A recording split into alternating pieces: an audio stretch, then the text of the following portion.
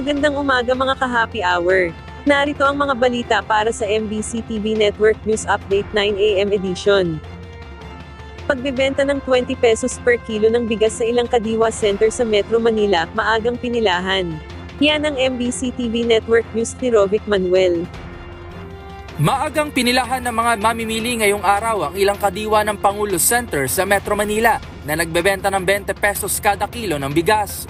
Sa pag-iikot ng DZRH kaninang umaga sa Pasay City Public Market, kita na rin ang pila at sunod-sunod na dating ng mga mamimili sa ikalawang araw pa lamang ng programa.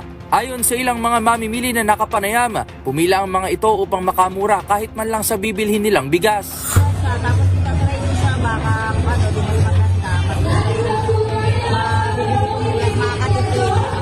Makakatipid, siyempre. Gusto ng mga mamimili, mababa. Sa Navotas City Hall Compound, kita rin ang mahabang pila ng mga residenteng gustong makabili ng bigas sa Kadiwa ng Pangulo. Gayun din sa isang kiosk na nakalagay sa Navotas Agora Complex kung saan inon na ring pagbilhan ang mga nasa priority sector. Samantala sa mismong tanggapan naman ng Department of Agriculture o DA sa Quezon City, may mga pumila ngunit na dismaya sa pag-aakalang mayroong binibentang 20 pesos na kilo ng bigas dito. Anong pakay mo rito sana ko yan? Yung nga po, yung balita na meron ng 20 na bigas. Pagdating namin dito, wala. Nakakasaman loob kasi malayo pa yung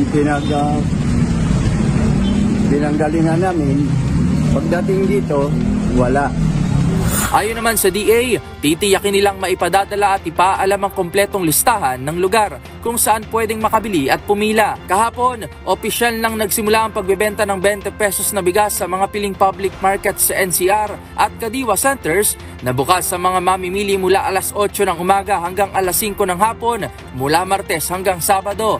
Dito, 10 kilo kada araw o 30 kilo sa loob ng isang buwan ang pinapayagang bilhin ng mga kabilang sa priority sectors tulad ng senior citizens, persons with disabilities, solo parent at miyembro ng Pantawid Pamilyang Pilipino Program o 4Ps. Upang makabili, kailangan lamang ng mga nabanggit na magdala ng pagkakakilanlan o ID na magpapatuloy na sila ay kabilang sa mga nabanggit na sektor. Para sa MBC TV Network News, ito si Rovic Manuel ng DZRH TV, una sa Pilipinas, una sa Pilipino.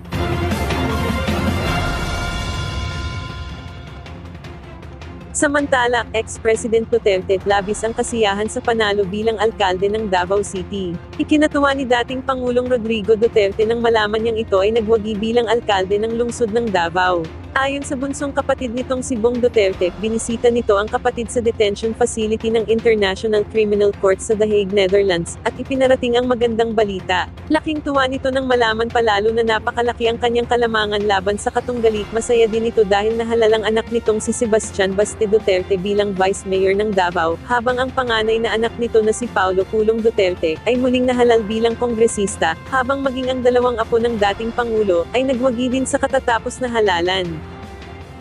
At yan ang mga balita para sa MBC TV Network News Update 9 AM edition. Abangan ang mga susunod na balitaan mamaya para sa 10 AM edition.